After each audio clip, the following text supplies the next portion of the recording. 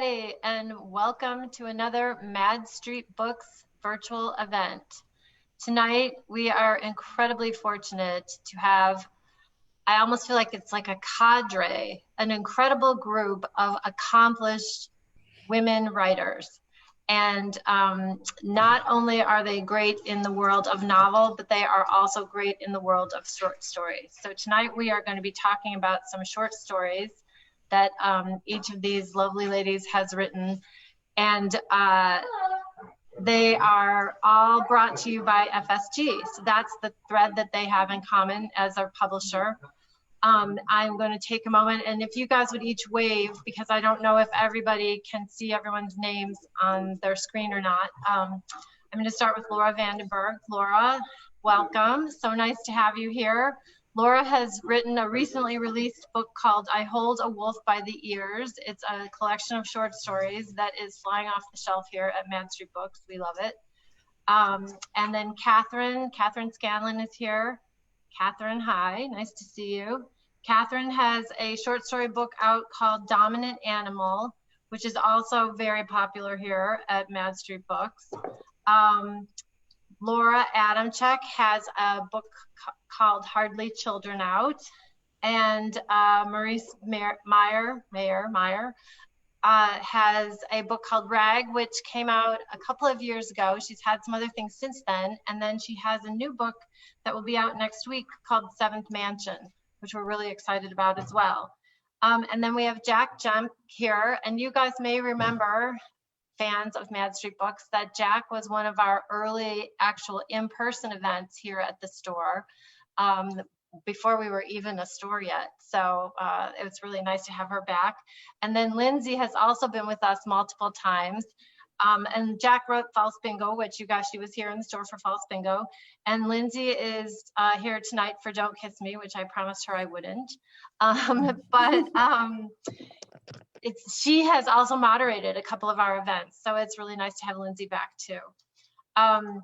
So ladies, I don't like, you all are so accomplished in your world of novels. I could go through everyone's novels and your world of short stories. But since we're talking about short stories tonight, I am going to start you all off with the obvious question. Why short stories instead of a novel? Laura Vandenberg, what do you think? Why short stories instead of a novel? Yeah, well, novels make me cry a lot more. So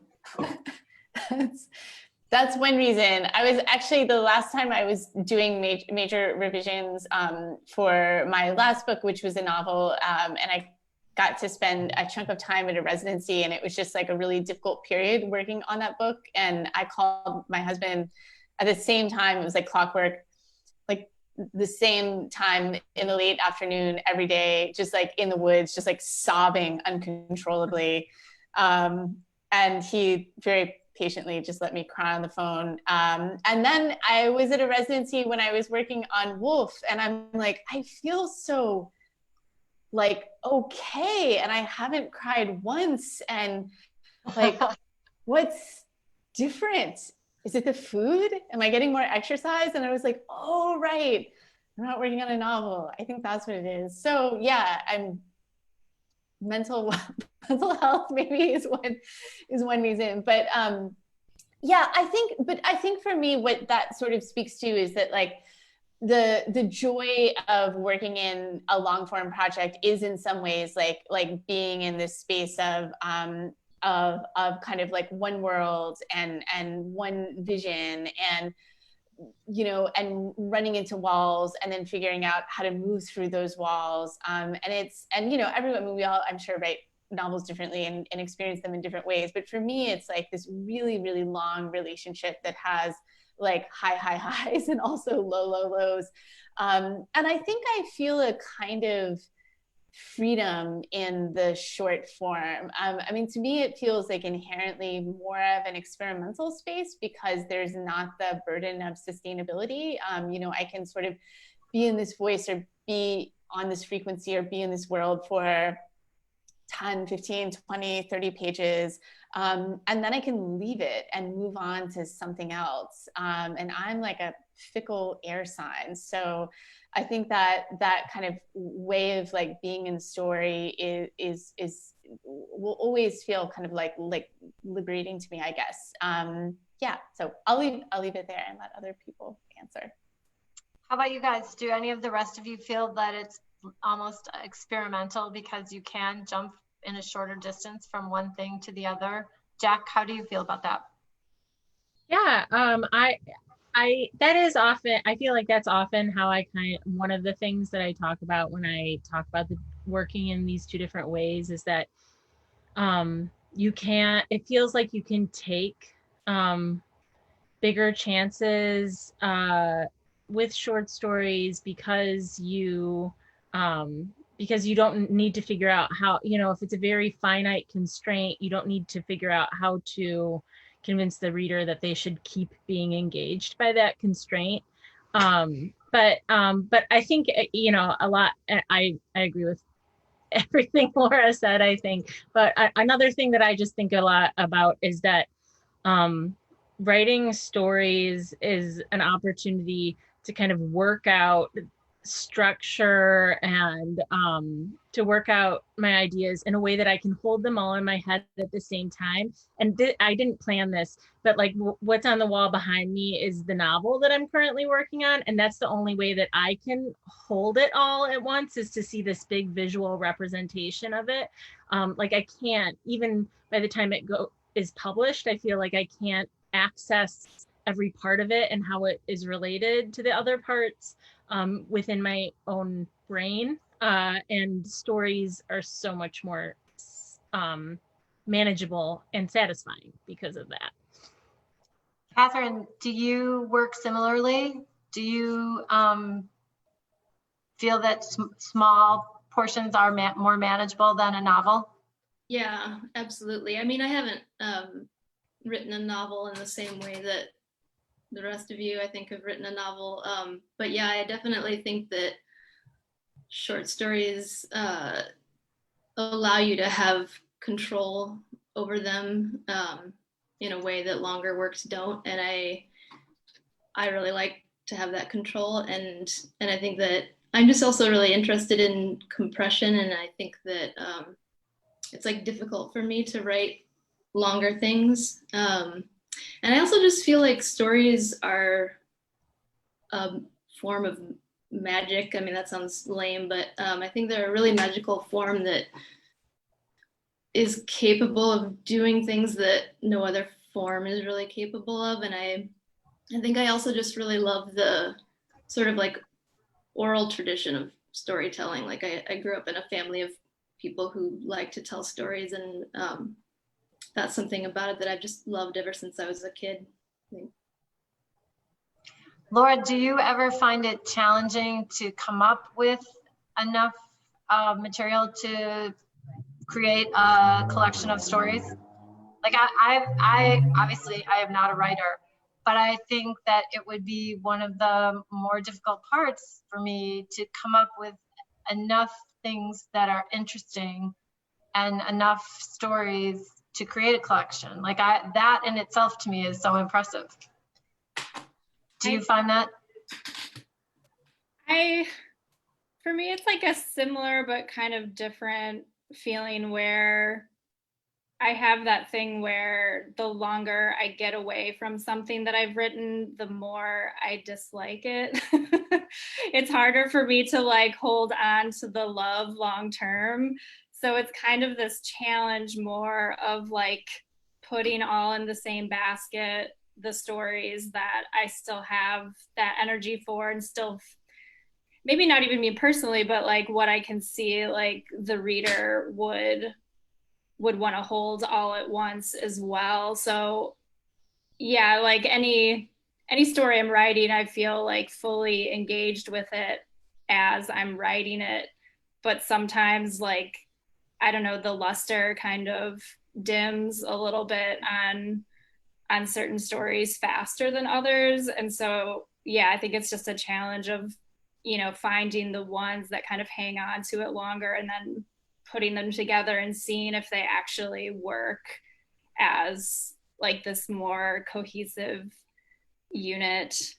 Yeah, I I have not published a novel, but I'm in the process of writing one. And I like what I agree with what a lot of people have been saying, that, you know, you can make these more interesting moves in short stories than in novels, just because of like the size of the thing. Like listening to everybody talk, I feel like there's a lot of metaphors you could make, but I think of it like as like driving a sports car versus like a tour bus.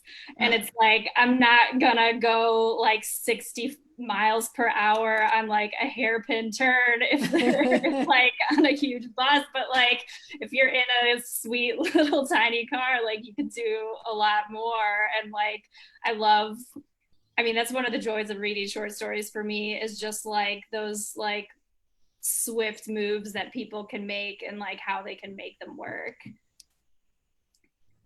You guys feel similarly? Anyone else feel similarly that that beauty of the compression gives you the opportunity to have something be more of a hairpin turn? I love that analogy. It's really good. Yeah, definitely. I was working on a novel last year, and at the same time I would find myself, and this is not how I usually work. Usually I, you know, when I write a novel, I'm focused on the novel and everything else just falls by the wayside. But I was finding myself like really wanting the novel itself. I really wanted it to feel like a collage of like all times that you've been alive all at once, you know? And I was finding that I needed to do that. In order to do that, I needed this sort of like immediate grasp on what I was writing, and I needed it to feel like things were deft and that I could grab them and I could write them. And so what I would have my little word count, and I would do my word count, and then I would write a story, because I needed to harness that power. I needed to remind myself that that I could surprise myself, and I still had it, you know. Like I needed to like keep myself on my toes, and I felt like doing that was helping me do that. My last novel that I wrote, Eat Only When You're Hungry, I kept a diary because I wanted to make sure that my intentions were honest, and I wanted to remember what my intentions were, because everyone asked me after Ugly Girls, like, what the hell were you doing?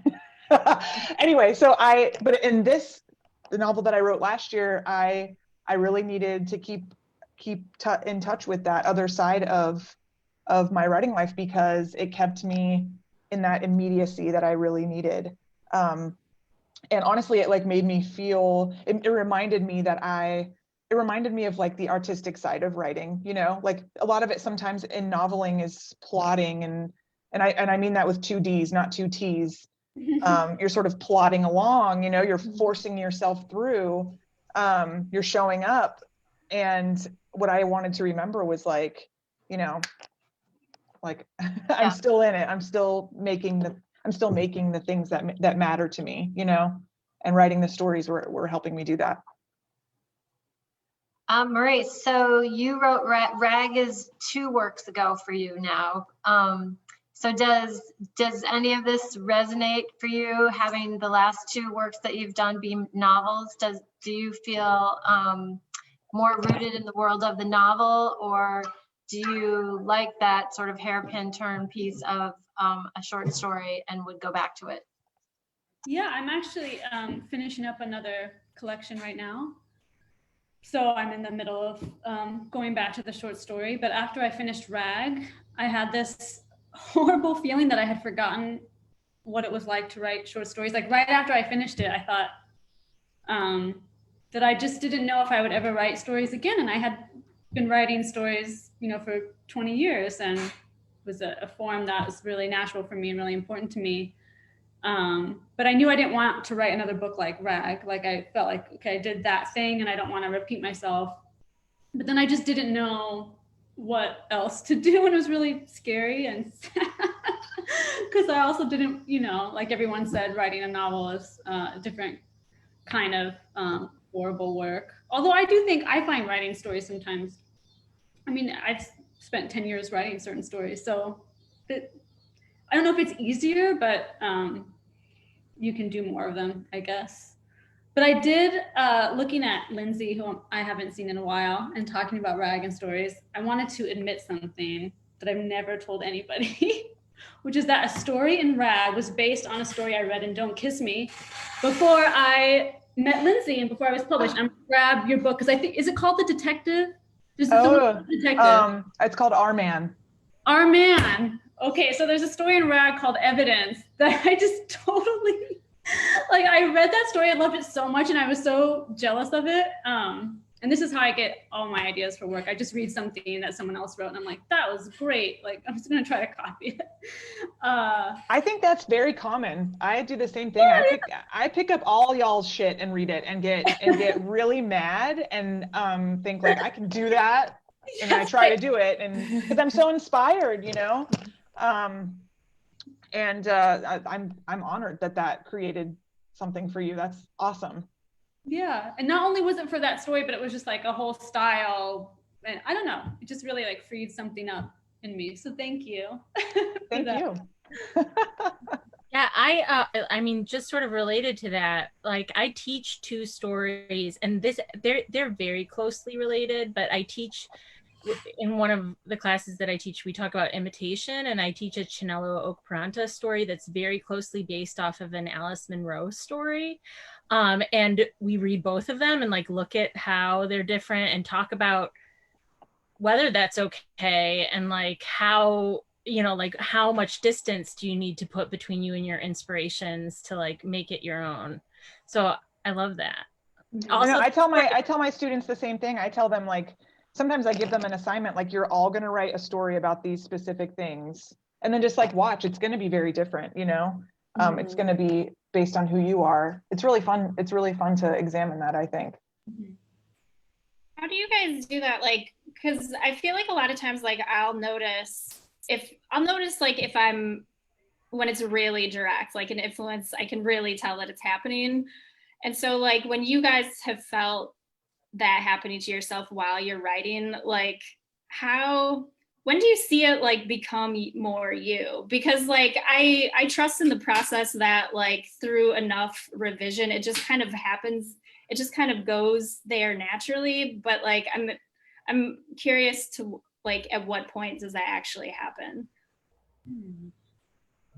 That's a good question. Yeah, that is a good question. Yeah, I don't know if there's like a specific point. For me, it's like, it's always the feeling that something gives me, and it's not, it's usually not even another book, but it'll be like a film, or I like painting a lot, look at a lot of paintings, and I'm so like jealous of the feeling that this piece gives me, and I just want to extend it, I guess. And I felt that way when I was reading Lindsay's story. It was just like, I just want to be in this world a little bit longer. And I would say 95% of the things I write they all start that way. It's just like me just,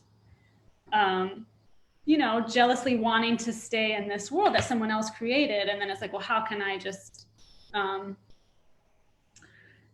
extend that in a certain way? But that's such a good question. I should pay attention next time that I'm copying. I think it's different for different pieces. Like sometimes you can tell right away, like there's even nothing recognizable from something else, but then other times, you know, a whole image or a whole structure will still be there. Oh, maybe it takes another person to be able to see, you know, how different it is or how similar. Mm-hmm. So I'm really interested in this concept of compression. Years ago, when I was a mom schlepping my kids hither and yon in my minivan, I had Lydia Davis's short stories in my car all the time, because I could be waiting for whatever kid wherever and pop that open, and even if I was only waiting 2 minutes, there would be likely to be a short story that I could read in 2 minutes in that book. And it always impressed me that she could say so much in so few words, or that I could be entertained or feel like there was a magic light bulb that just went off in my head after I've read this piece that didn't even necessarily take up a full page. So the concept of compression for me is really interesting, and being able to say so much in so few words. can you guys talk a little bit about how you feel about compression and more words, fewer words, et cetera, et cetera? And I guess I'll start with Lindsay. It's funny, as you were saying that, I was remembering that Lydia Davis herself was inspired by another author, and I can't remember who it was. She had read something by this author, and it was very short, and she kind of was like, "Oh my God, I can." Yeah, I mean, do that. it Does is. anyone It's like, remember who oh it my was? God. You know, Yeah, so that's when she wrote her first micro right after that. But I can't. So anyway. is that considered? It has a word. It's micro. That's what we call it. People call that kind of. There's many names for it. Okay. Micro, flash, fast, quick. Russell, whatever. right? Nano. But I think, like, in terms of compression, I often think about like I get disappointed in myself if I see the same word, and it's so crazy how much it happens. The same word repeated on the like in the same paragraph, like the word something or something, because that's an opportunity that I missed, and I think I'm so slick, and I think I'm so incisive, because I really want to be like that. I really want to like carve sentences, especially in my shorter fiction, although I do strive for that as well in the longer stuff. And I often talk about it in terms of like, it feels like you're writing right up to the cliff, like you're and then maybe you're just going off the cliff, or you're letting the reader go off the cliff at the end of the story. But it feels like this necessary, like here's an example. My son likes to tell, my 7-year-old likes to tell tell scary stories, and one of his scary stories was this. Okay, there was a boy, and he left his house at midnight, and he just took a walk at midnight, and he was walking around, and it was midnight, and then a car drove up, and the person in the car said, "Do you know what happens at midnight?" And the boy said, "No." And the person said, "Me!" And that's the end of the story. That's the end of the story. It is terrifying because you don't know, in your head, you're coming up with what "me" means. Yeah. So it is. What is that? Absolutely terrifying, because your mind is doing all the work. He's not telling you. Now later he ruined it by telling me, because then he eats you and then he poops you out. But the first time he told me, and at the end was just me, I was like, that is genius. That's exactly the kind of thing I strive for, and what I tell any of my students to strive for, because you're letting the reader sort of meet you there, and that compression allows them to do that, and it makes it almost more meaningful. Right? Like, I'm sure, like, Mary, as you're reading your Lydia Davis, you're getting whatever out of it, and it's different than what I'm getting out of it, because she doesn't give us a lot. She expects us to do the work along with her. And I just, I love it. Love it. So great. Lindsay, what you were saying just made me think, I'm pretty sure it was Deborah Eisenberg that I read an interview with, and the interviewer was asking her sort of like, in our, with our like increasingly like dwindling attention spans and so on, like, why aren't short stories like the most popular form of literature? Just because, like, why aren't we like consuming them in the way that we might consume like Netflix or something like that? And I think what her answer to that question was kind of like spoke to the like amazing first version of your son's story before like the director's cut version, where that there's something about that compression and being asked to like do the work alongside the story that can be really destabilizing for readers and can be really unsettling. And because we're left with like, instead of feeling like we've been maybe delivered into the space of resolution, we're left with like me, like what does that mean, and what does that sort of foretell for this character? And I thought that was really interesting, because I've had people ask me that too, and I never had a really answer for that question. But I think that there is something about the compression that is, it leaves us with questions, and it leaves us in a space of sort of destabilization and wondering. And that's actually something that I really love about the form, like emerging from a story and feeling like I've journeyed somewhere, but also my my sort of perception of the world is at like a different pitch, or is a little bit more off kilter than it was before. And I think another thing that the compression can do, it's like, I feel like it's like putting a grain of sand under a microscope, where it's like the compression can magnify, you know, a moment in time or a feeling or a situation to such a degree that it becomes sort of strange for us and we see it in a new way. And that's something that I really love about the forum. So, I mean, I think that there's a relationship between like compression and magnification and kind of like this like intensity of focus that can strange even a familiar thing and allow us to sort of make like a different kind of contact. Mm-hmm. So as you guys are writing, this is another question that I've always wondered about. And I guess it would apply, it's a question that could apply both to novels or short stories, but especially I think with the short story, how much thought do you give to the reader as you're writing? Are you, as writers, writing for self, writing for expression, writing for whatever? Are you writing for reader and reader response? Does the reader even play into it? I think it's as a reader and never a writer. It's always interesting to me to think, okay, how much of this is just an author expressing themselves, or how much of this, while being written, is there a thought process as it relates to the reader? Anybody? I think I learned a valuable lesson in high school when I had my zine pant load that you shouldn't write articles just to please the reader man, because like then like, you know, if it's not good, then it's on you, you know, like, so I that's a silly example, but it does, you know, it's, you can't help but think someone is going to read this down the line. And especially with the shorter fiction, I get all excited thinking about reading it out loud to people.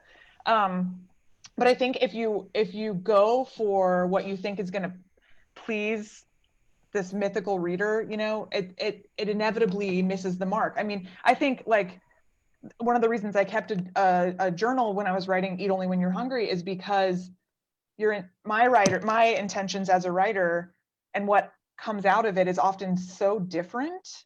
And then add to that what people say that they get out of it is even more different. So I don't know. I think for me, like when I'm thinking of like reader, I think of like, this is so corny, but I think of my dad, and I want my dad to think I'm cool. Yay! And he doesn't read my stuff, so that's even sadder. But like, you know, I think you just have to like come from you have to be honest with yourself that you understand there are going to be people reading it, and that what you're like, for me, often it's like, a lot of people probably aren't going to like this. So then what do? You know, do I just keep going because that's what I want to do? Yes. Or do I like try to turn it and make it into like the thing that could be in Jenna Hager's book club, you know, which trust me, I am not capable of doing. I would love to be capable. But I don't know. I don't know what others think. Like, are you guys thinking of your readers? Are you? I wish that I could like pull this trick where it's like, I wish that I could read my own stuff as a stranger to myself, because it's like, I wish that I could like it the best. Or like, I want to write the kind of book that is my own favorite book, but that's impossible to do because I'm not two people. Like, I wish I could do that trick. So it's like, whenever I think of an audience, it's just like, okay, pretend that you're reading this and just like cut the bullshit. Like, don't write for some imaginary person, like try to write for what you actually like to read, not like some perceived, like book club or whatever, like, is everybody gonna like this? Because obviously nobody is ever gonna like everything.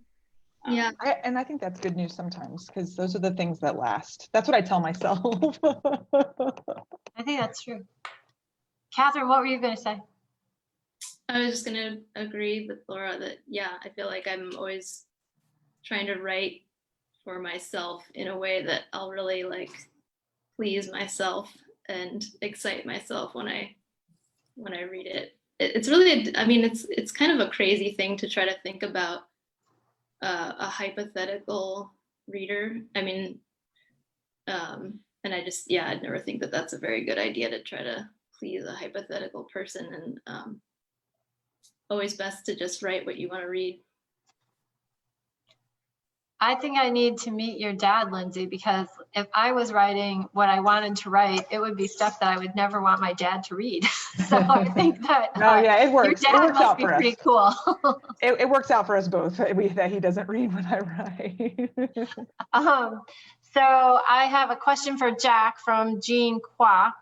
Without giving away too much, I know we've got lots of nice viewers and they're sending in questions, so I'm going to let them have a moment with some of their questions. So without giving away too much, can you talk about your organizing principle for the novel behind you? And are you afraid of a strong gust? I would be afraid of a strong gust also. Well, this is a short story panel, so I don't want to take away from that too much, but it's generally like a color for a character, and then it's like a synopsis of what's going on in that little section, and maybe some symbols to kind of, for me to visually identify like where things are recurring in the book, where ideas are, or sometimes images are recurring in the book. But I just want to bring it back to that idea of like who you're writing for. I just wanted to say that I totally agree that like for the most part, like when I'm working alone in a room, I'm just trying to write something that doesn't make me cringe, you know, like I just keep going back to it until I'm like, this doesn't absolutely embarrass me. But then there is a certain point where, or sometimes it happens early on in the drafting process where I'm thinking like, oh, this is a story for this person. Like, this is a story for this writer who I admire. And this is like the person that I'm thinking about as I'm writing. And so I don't think about trying to please some sort of anonymous audience, but sometimes I do think about like, if a person liked this other particular thing, like I would love it if they also loved this story that I wrote. That makes sense. That makes sense. I have a question for Maryse. How indispensable is your twin to your writing? How amazing is your twin? Asking for a friend. That's my sister. Yeah. My twin is the reason I write. And when this discussion about the audience, like she's my audience. She's the person who made me a writer, told me that if we were going to conquer the world, I had to take over the art side to be a writer, and she was going to take over science. Now she hates science. She's taking over other ways, social justice and philosophy. But like just yesterday, I had sent her the manuscript of stories I was working on, and I was waiting for her to get to the second to last story because I was like, she's really going to like this one. Is like perfect for her. And then she wrote back and she was like, this is my least favorite one. I think you really need to work a lot harder on it.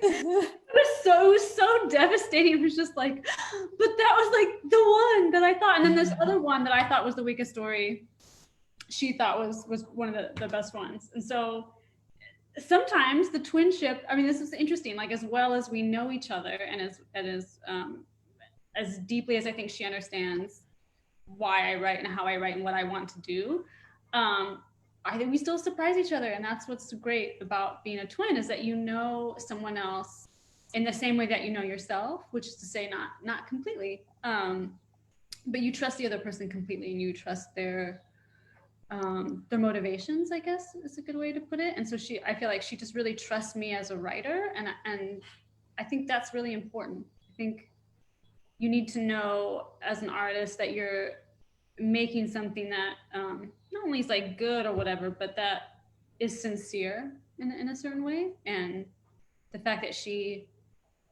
just like believes that like what I'm doing is important and not just to us is great. It's like the ideal fan, but also the ideal critic, because she knows like when I'm trying too hard, when I'm bullshitting, when like I think something sounds really good, and she'll be like, "That's stupid. You're just showing off." So like as a critic, as an editor, she's the best. Like who else could top her, because she knows what I'm trying to do. She knows what I want to do, and she's just really good at picking out all the places where I don't do it. And she's also really supportive of when I am successful, or she's supportive of the whole idea of me being a writer. So yeah, it's the most important creative relationship I have. And I always wonder for other people who do things, make things, like, how do you live without a twin? Like, it's scary and lonely. And like, who are your guys' readers and best editors and outside of your publishing people? Anybody have? Oh, sorry. I learned a long time ago not to share stuff with Jared, my partner, because even when he was positive, it was like never enough. And I was like, this is tainting our relationship. So I cannot share things with you. Like, I have to just tell you the writing went great today, you know, and that's that. So, so not him. I have 6 brothers and sisters, none of whom read my work. So yeah, so not, although, I mean, they, yeah, contribute and are very supportive in other ways. But I'm married to a writer, so he is often, although Jac, I hear you, like sometimes it is a bit perilous because he's a really good reader and he's a really good reader for me. So like, I want his, you know, I want to hear what he thinks of stuff, but he does this thing that drives me bonkers. Well, he'll be like, this is great. This is great. It's so great. I just have like 1 or 2 really small things. And I have like my notebook out and I'm like, okay. And then like the 1 or 2 small things, it will be like, it's told from 5 perspectives in the present tense. What if it was told from like 1 perspective in the first person? So he does this, like, he's like walking back. He's like, it's just a really, really small thing, but it will always be like, you know, this like massive, like structural suggestion. So I give him a hard time about that, where I'm just like, out with it, like say like the big idea that you have, so I can just agree or disagree. But I think like, and I have, you know, really close writer friends who are readers, and I think it can be helpful to know, like I have my writer friend who's just like a cheerleader, you know, it's like, I can give her a draft and she's just like, just keep going. And that's what I need to hear. And then I have the writer friend who hates like everything and is super critical. And so I'll give something to her when I think I'm done, but of course I'm not really done because I know she'll see like where the undoneness lurks. So I think it can be, yeah, I feel like it can be helpful to have readers for sort of different stages in the process. But yeah, but ultimately I think for me, it's kind of less about taking anyone's sort of ideas or critiques in a super literal way, like someone had this idea and so I'll directly apply it. But I think it's just, at a certain point, it's like a thought bridge, you know, and it's like hearing a different perspective can sort of get me out of like the little insular rabbit warren that I built for myself in a world. And it's just kind of like, it's like a bridge between where I am and where I'm trying to go.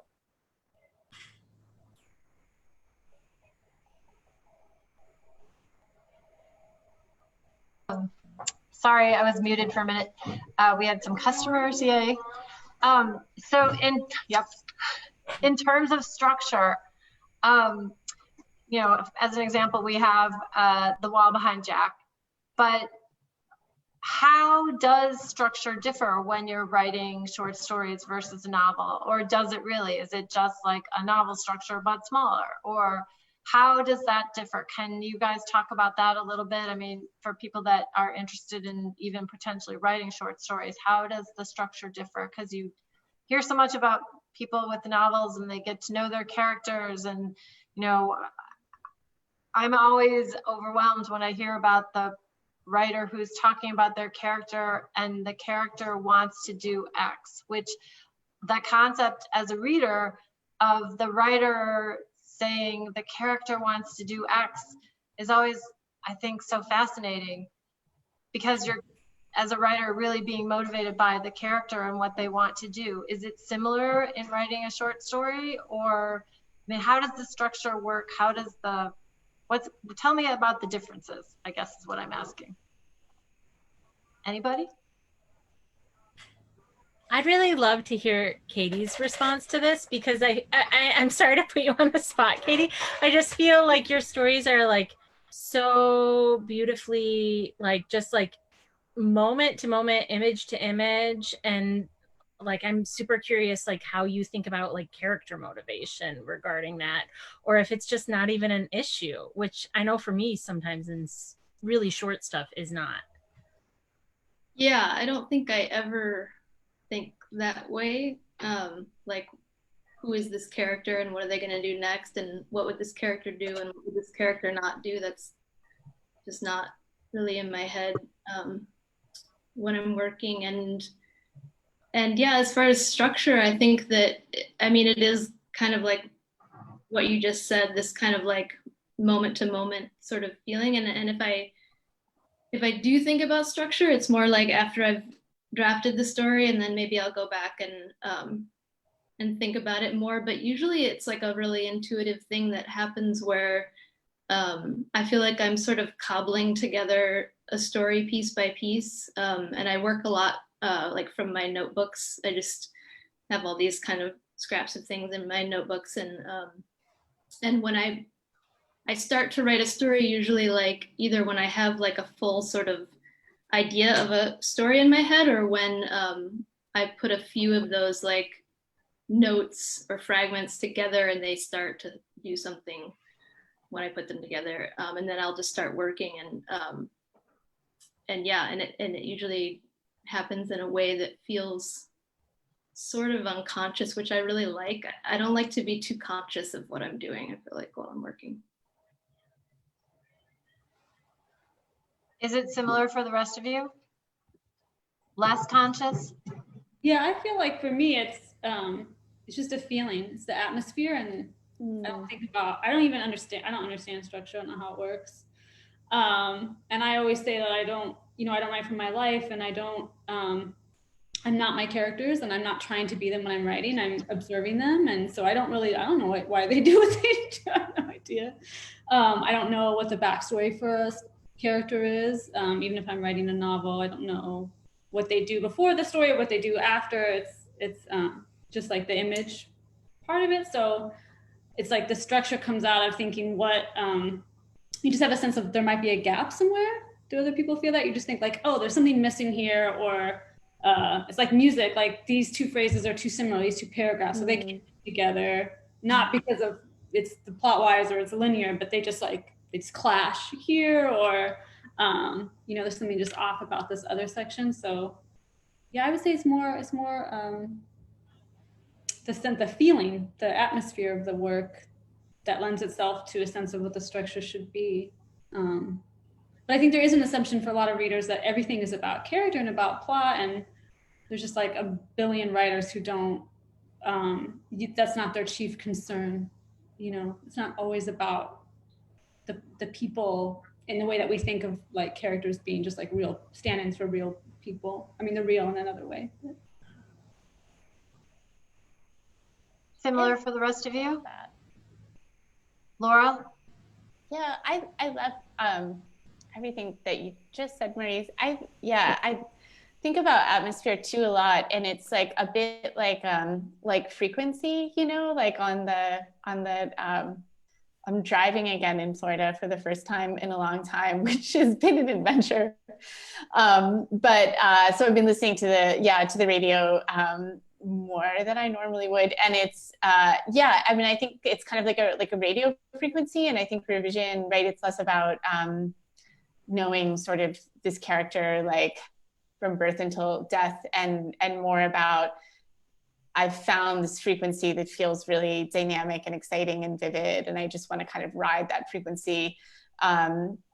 completely. And you know, in revision, you can see those places where like the signal drops out or there's a little bit of static.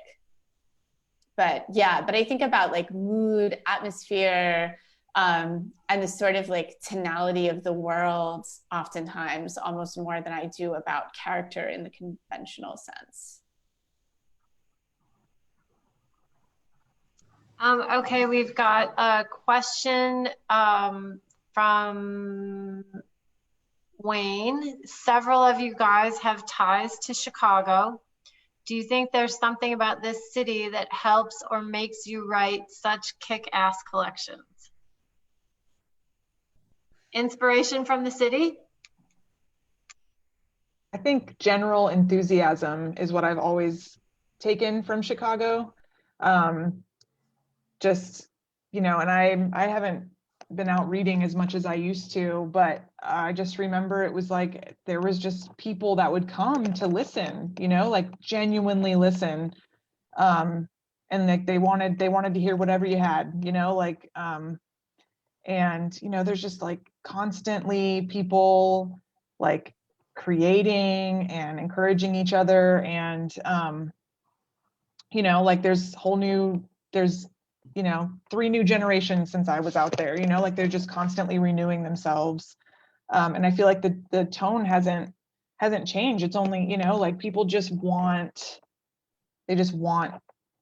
to experience whatever it is you have. So I think for me, it was like permission, you know. I think I even now get into my own head about, well, you can't do that, or like nobody wants that, or like, you know, but it was sort of just like permission just to like let my freak flag fly, you know. And that was everything to me in terms of writing, you know, those 2 collections early in my career. Do you guys find it a supportive place to work with other writers, or is it more isolationist? Is it more independent?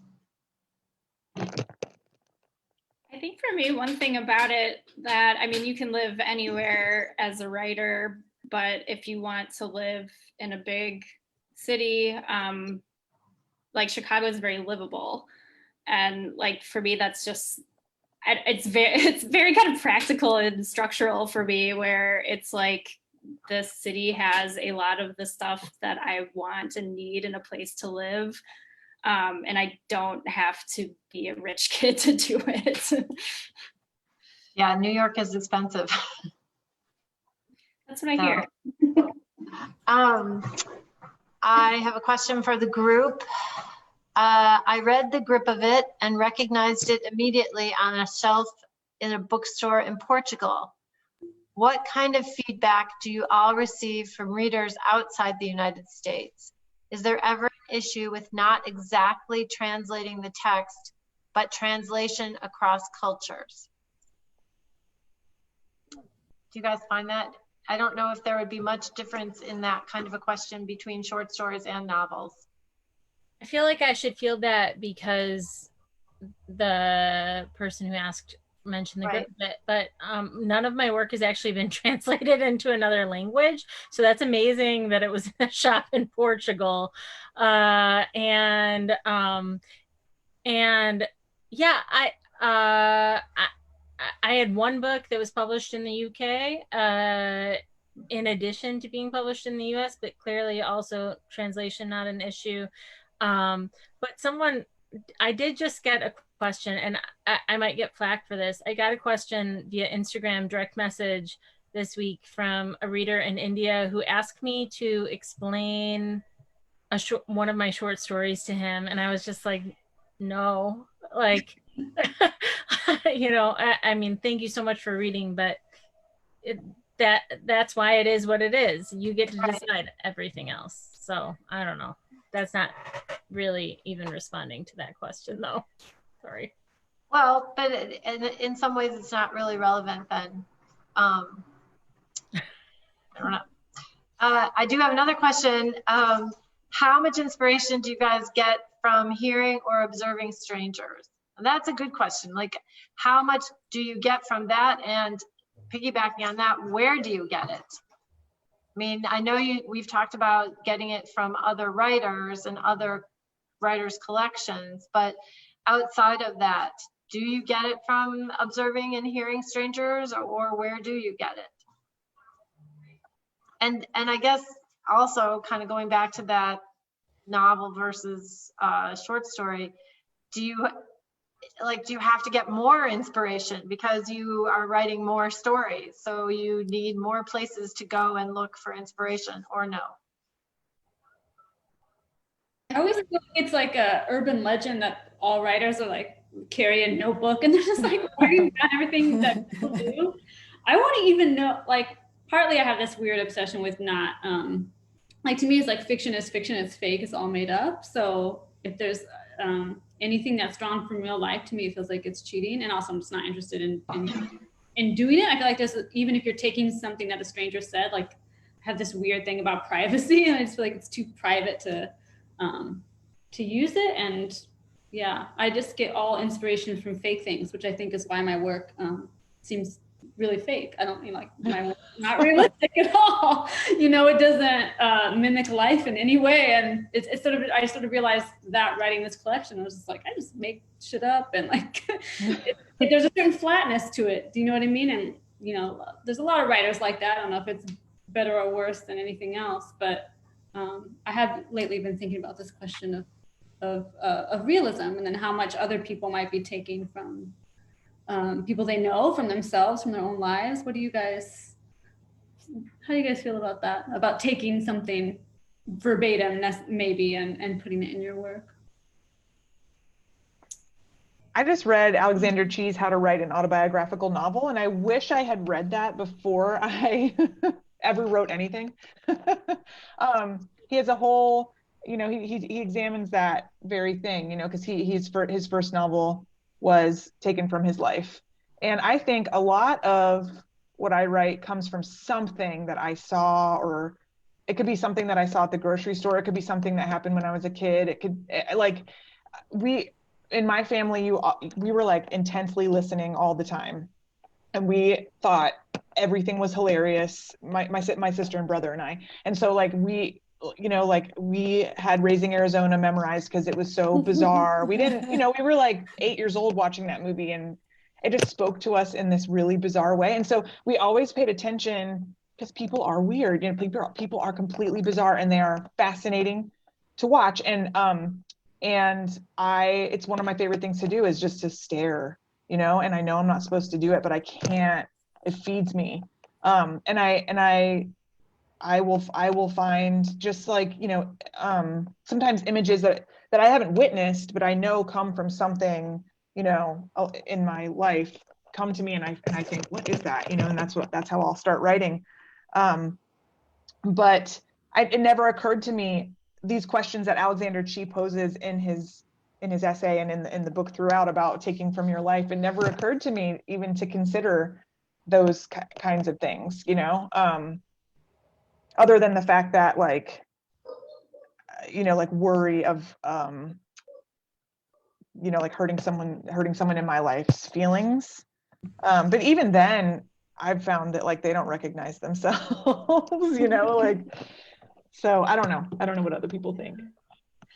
I love that book too, Lindsay, Yes, and it's a great book, and that's a great essay. And I think that I'm just remembering this phrase where he was talking about like an important realization for him writing his first novel, you know, that in some ways was from life, but also there's a lot of invention there too, where he talks about how he created a world I knew, not the world I knew. And yes. It's like, on the one hand, like a minor but really essential sort of distinction. And it's been useful for me when I'm writing stuff that's sort of closer to the bone of my own experience. I don't know. I mean, this is an interesting time for me to reflect on that question, just because I've been in my hometown in Florida for now like 6 months, and will be here for a lot longer because my work is remote for the foreseeable future. But yeah, I've done like a ton of walking, like really, really long walks. And it's like I'm seeing a familiar place, but through, you know, a different, I feel like the lens keeps shifting. Like in some ways I can kind of like round a corner and see something that hasn't changed in 15 or 20 years and feel like I'm meeting like a different version of myself, which is often sort of alarming.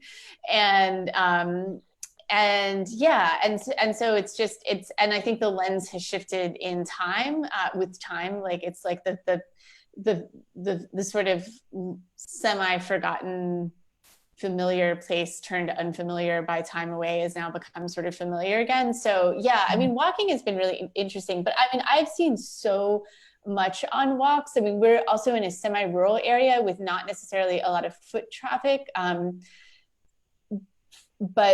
So it's like my husband and I could walk our dog, you know, kind of through the pandemic. And it's like, we saw like, I mean, just forget like the wildlife, which is its own thing.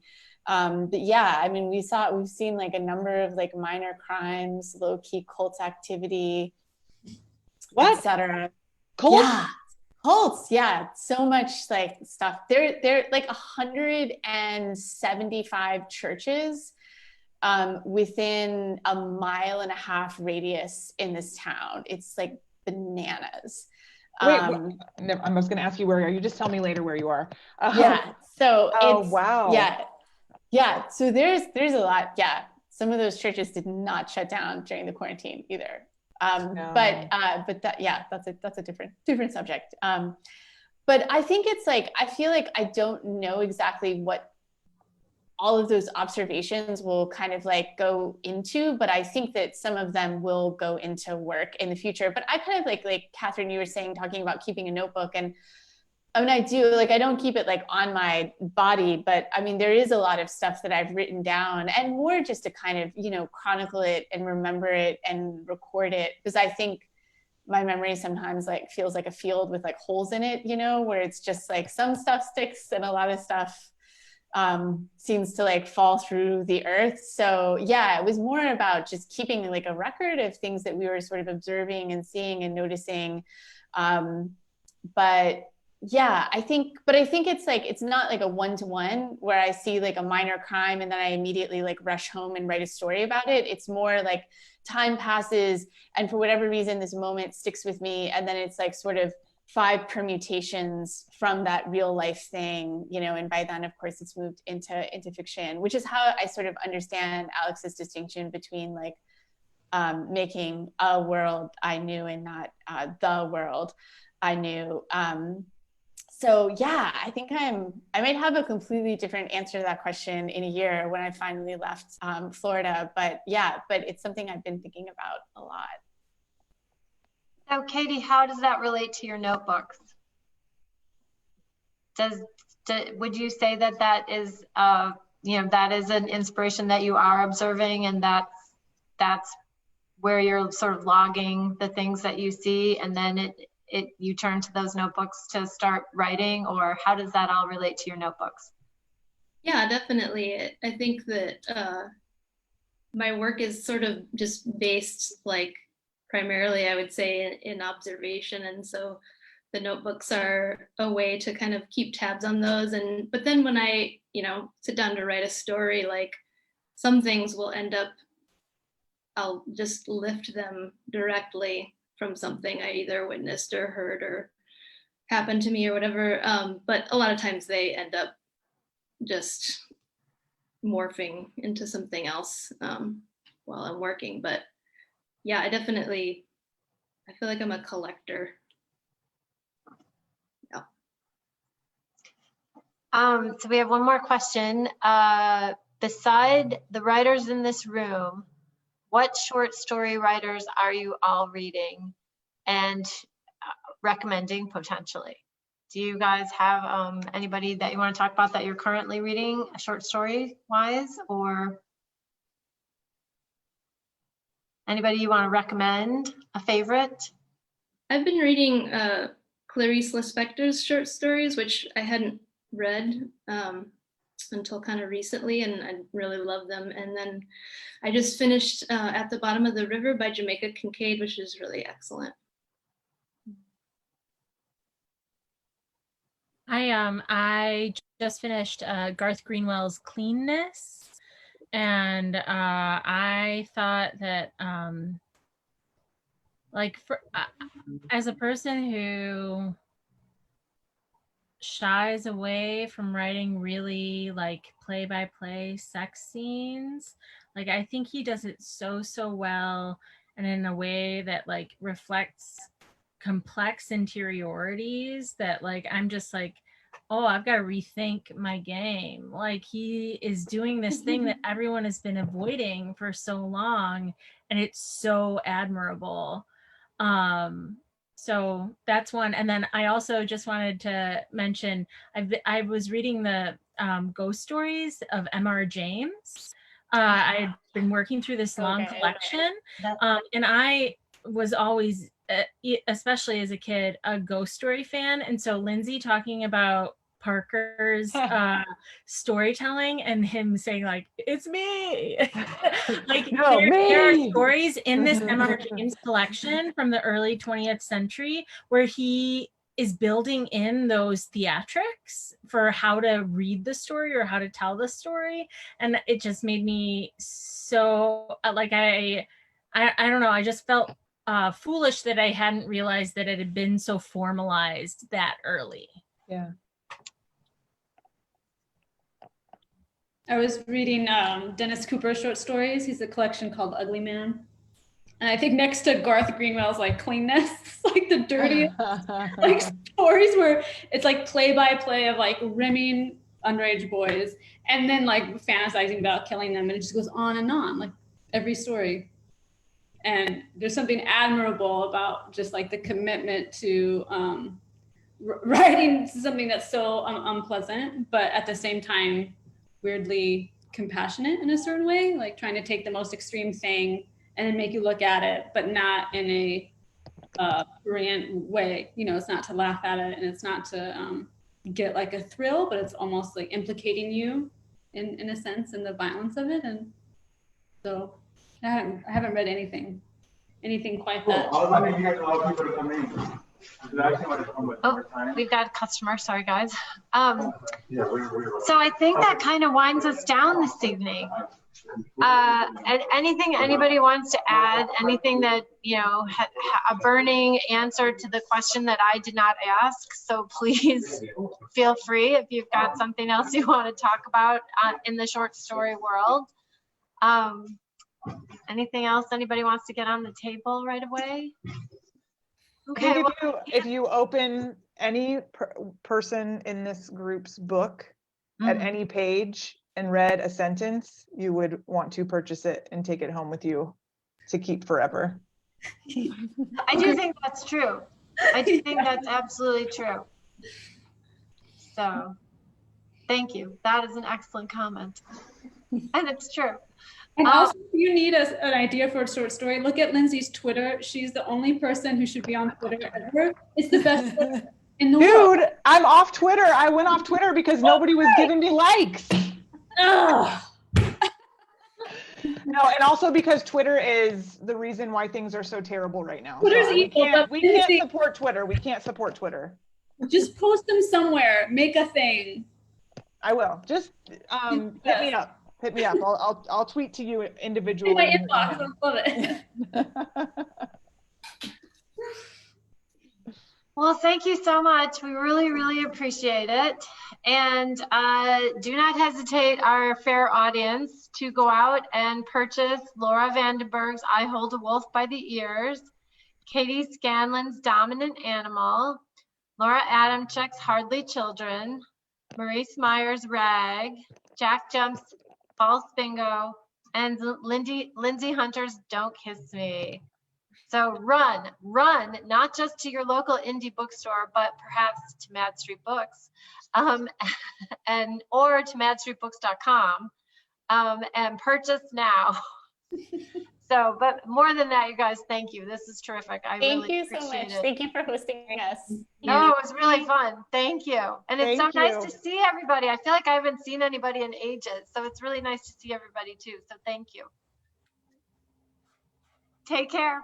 Bye. Bye.